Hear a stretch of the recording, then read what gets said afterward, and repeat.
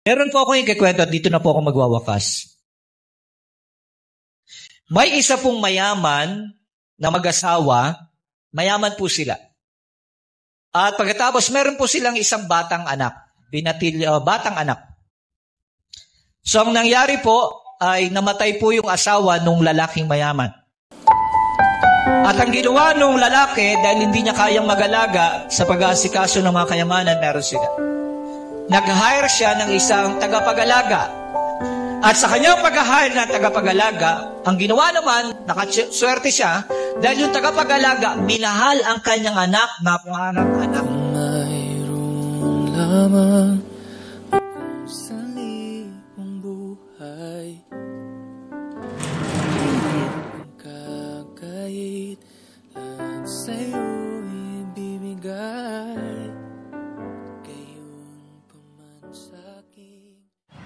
Oh, look, Yaya, he's there. Mating yung tan, dahil sa dalawa, no? Namatay yung kanyang asawa, kailangan niya ipalaga ang kanyang anak na hindi niya kayang maalagaan.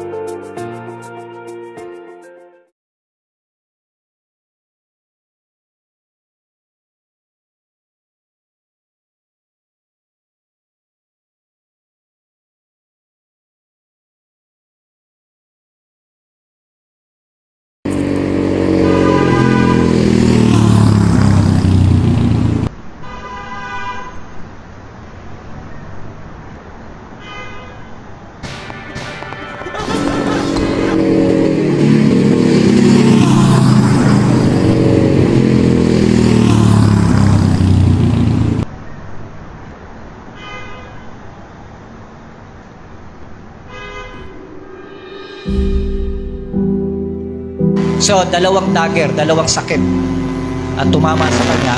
At pagkatapos, ang lalaki pong ito na mayaman ay namatay din.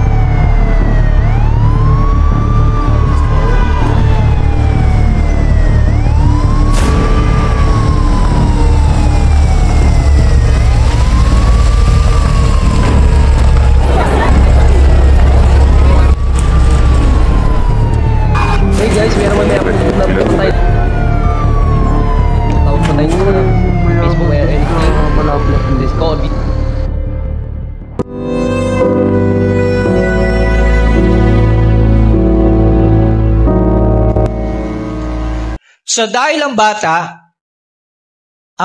mga kapatid, ay hindi alam ng bayan na yun kung nasaan yung bata. Kasi pinaalaga ng lalaki doon sa yaya niya. Hindi alam, hindi deklarado kung nasaan. So ang nangyari, yung yaman ng lalaki ay mapupunta sa gobyerno. Yung lahat ng kanyang lalaki ay mapupunta sa gobyerno. Hey, Yaya, where are you going?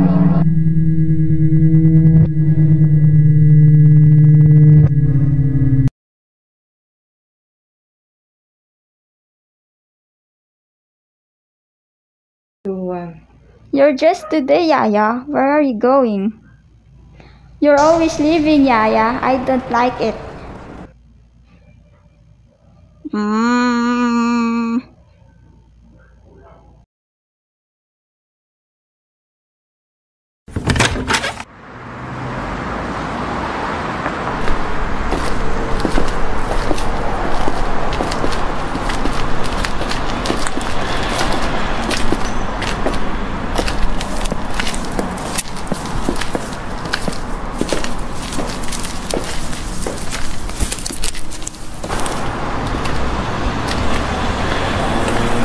Ano tayo, ma'am?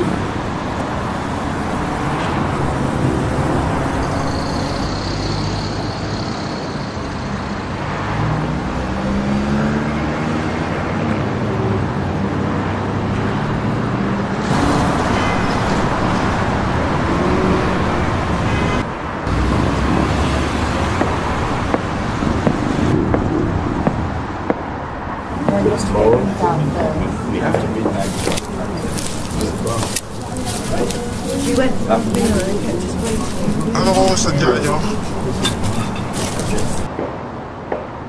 Welcome ka dito, ha? Oops! Oops limit yan, ma'am. Doon yung auction hall, ma'am.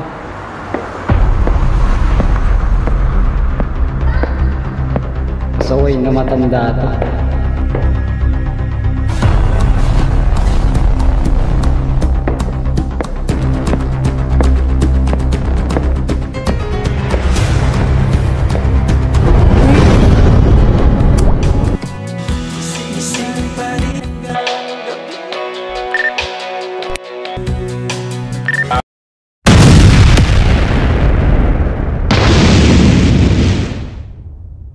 Omedeto, Shikamaru.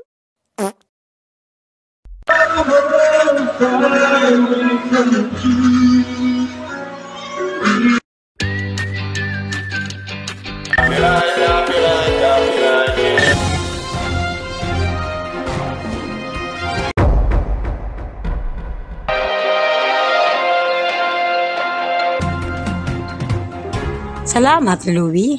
Samantala sa nagbabagang balita, kasalukuyang libing ang businessman na si Bruce Ramirez. Sinasabing na ina-auction ang kanyang mga pag-aari dahil hindi mahanap ang kanyang nag-iisang anak at tagapagmana. Ito sa resyong niligan ng Salted Gold para sa ngayon.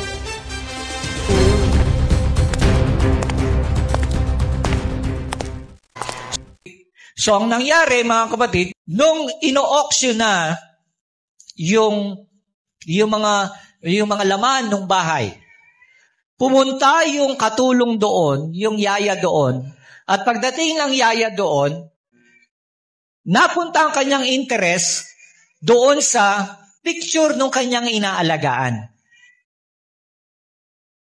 Picture. So, walang pumapansin sa picture na yon, tanging yung babae lang ang nagkaroon ng interest doon sa picture ng batang yun.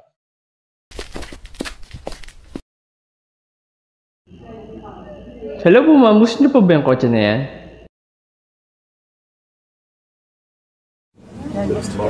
Ay ma'am, kunin niyo na po yung kotse po kasi po.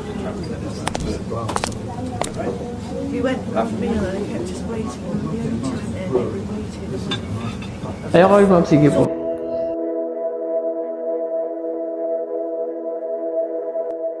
So, bagamat wala siyang pera, binili niya sa murang sentabo lang sa halaga.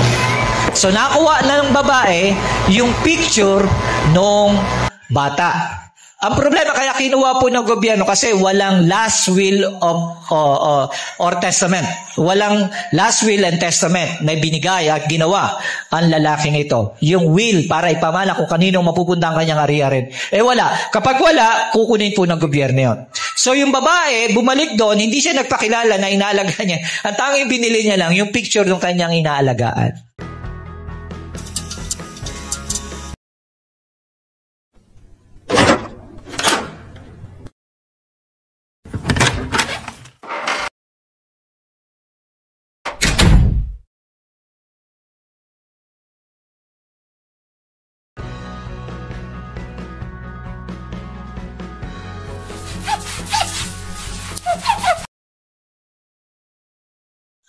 So, pag-uwi sa bahay, ang ginagawa nung yaya na yon, dililinis yung picture ng kanyang inaalaga. At pagkatapos, maya-maya may nalaglag na papel.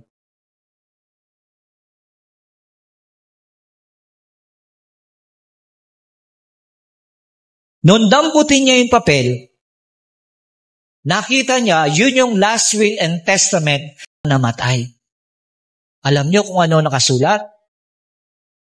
Sabi doon, ang lahat ng aking kayamanan ay aking ipamamana sa sino mang tao na magmamahal sa aking anak. Ang picture frame na ito. Mga kapatid, madaling salita, lahat ng kayamanan ay napunta sa katulong na yon, sa yaya na yun. Now, tingnan niyo po yung resemblance, yung ugnayan nito sa pagiging Kristiyano na.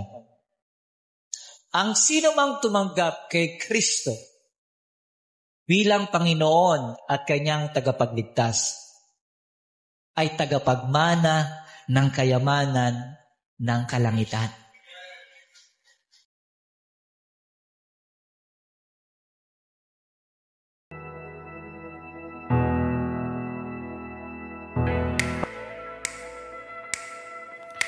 O Diyos, ako'y humihingi ng tawad sa iyo. Alam mo po na kay dumi ng puso ko. Ang hirap ngang sundin ng landas mo, ngunit kahit ganito ako'y minamahal pa rin.